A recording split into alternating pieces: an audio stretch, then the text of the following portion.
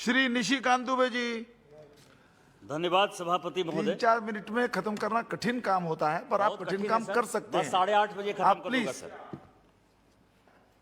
माननीय प्रधानमंत्री के लिए और माननीय मंत्री अर्जुन मुंडा जी के लिए आज हमारे झारखंड में सर कुछ जातियों ने होली, दिवाली और रामनवमी एक साथ मिलाने का फैसला किया और मैं खरवार, भोक्ता, गंजू, दौलतबंदी, पटबंदी, राउत, माझिया, खैरी, तमरिया और पुरान जातियों की तरफ से इस देश के यशस्वी प्रधानमंत्री, लोकप्रिय प्रधानमंत्री नरेंद्र मोदी जी और अर्जुन मुंडा जी का इस सदन के माध्यम से झारखंड के तरफ से अभिनंदन करता हूं। सर, चर्चा के क्रम में मुझे लगा कि एक चीज है कि उत्तरदायित्व का ज्ञान बहुधा हमारे संकुचित विचारों का पथ प्रदर्शक होता है, लेकिन मुझे जो फील हुआ सर कि जो जातियां 75 साल से परेशान थी, किसी किरानी की गलती से, किसी सरकार की गलती से वो शेड्यूल ट्राइब नहीं बन पा रही थी, जो पहले शेड्यूल ट्राइब थी और शेड्यूल ट्राइब से उसका नाम कट गया था और शेड्यूल ट्राइब को शेड्यूल कास्ट में कन्वर्ट कर दिया था। उसके लिए यदि हमारी सरकार ये बिल लेकर आई तो उसका जिस तरह से कांग्रेस और झारखंड मुक्ति मोर्चा के लोगों ने विरोध किया वो निंदनीय है, अशोभनीय है और मुझे लगता है कि झारखंड की वो जनता और वो जाति इनको कभी माफ नहीं करेगी, कभी इनको एक वोट नहीं मिलेगा जो वोट बैंक की राजनीति करती है। कांग्रेस ने लगातार शेड्यूल कास्ट और शेड्यूल ट्राइब के साथ छलावा किया है सर, और हमेशा अब 13-14 साल हो गया इस सदन का सदस्य बने हुए, और मैं देख रहा था इतिहास कि उनको कमेटी बनाने का बहुत बड़ा शौक है सर। ढेर सारी कमेटी बनी। 1953 में उन्होंने कालेलकर कमेटी बना दी, 1959 में एल्विन कमेटी बनाई, 60 में उन्होंने ढेबर कमेटी बना दी,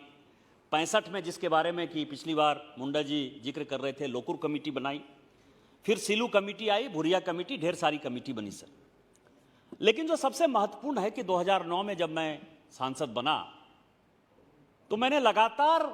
एक बातों की तरफ जो है सरकार का ध्यान, केंद्र सरकार का ध्यान आकृष्ट किया कि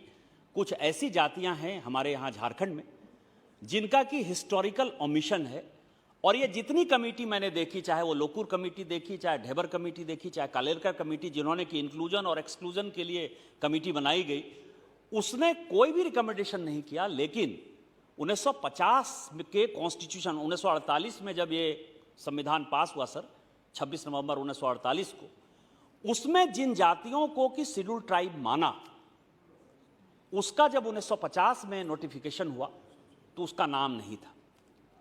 और उसके आधार पर 2013 में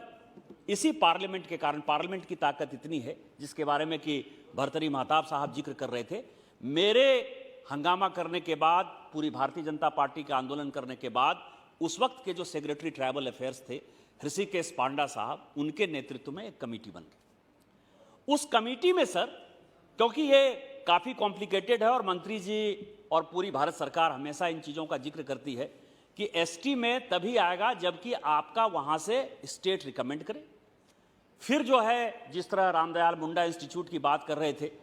कि आपकी एथनोग्राफी रिपोर्ट आनी चाहिए, एथनोग्राफी रिपोर्ट को आरजीआई जो है वेट करेगा, SC/ST कमीशन वेट करेगा। वैसे झारखंड मुक्ति मोर्चा तो SC/ST कमीशन और एथनोग्राफी रिपोर्ट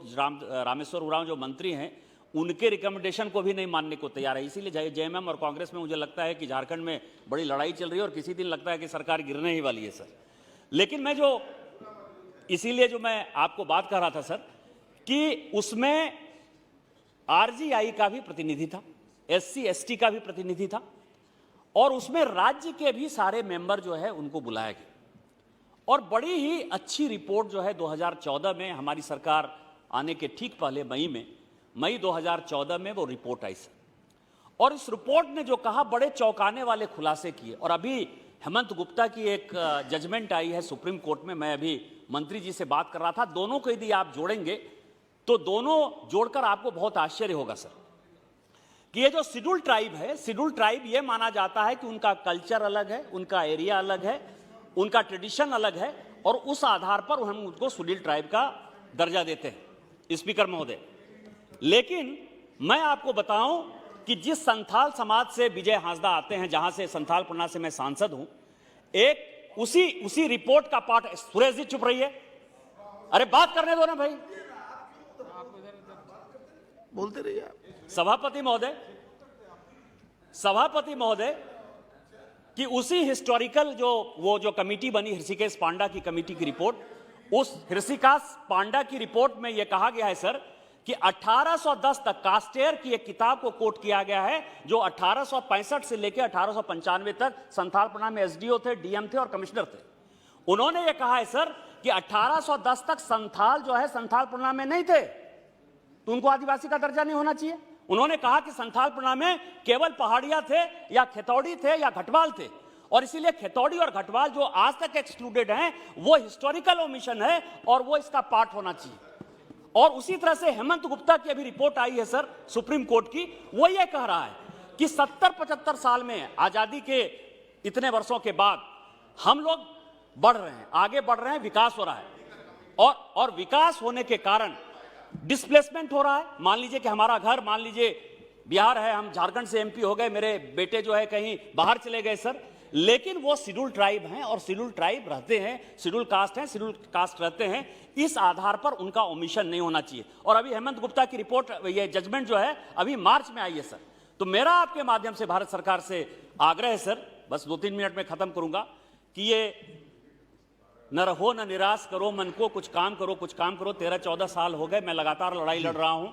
ऋषिकेश पांडा कमेटी की रिपोर्ट है, सुप्रीम कोर्ट का जजमेंट है, और खेतौड़ी घटवाल जिनके साथ की हिस्टोरिकल ओमिशन हुआ है, जिनको बिना किसी कारण के, और भी कई जातियां हैं जो रविंद्र कुमार तमिलनाडु की बता रहे थे, उन सबों को उस कमेटी के रिपोर्ट के आधार पर, क्योंकि आरजीआई भी उसका मेंबर है, SC/ST कमीशन भी मेंबर है, उसके लिए बहुत ज्यादा आवश्यकता नहीं है। आप उन जातियों को शामिल करिए। मैं एक बार फिर से भोक्ता कम्युनिटी की तरफ से और सुनील सिंह जी जैसे बड़े आदमी की तरफ से मैं मंत्री जी को धन्यवाद देना चाहता हूं, माननीय प्रधानमंत्री जी को धन्यवाद देना चाहता हूं। और जब ये भोक्ता को आपने बना ही दिया है, तो जो परिसीमन है, जब आपने बना ही दिया है, तो जो परिसीमन है, एमएलए का सीट क्या होगा, जिला परिषद का सीट क्या होगा, पंचायत का सीट क्या होगा, उस परिसीमन को भी जो है पेशा एक्ट की तरह जो है आप इंप्लीमेंट कर दीजिए। इन्हीं शब्दों के साथ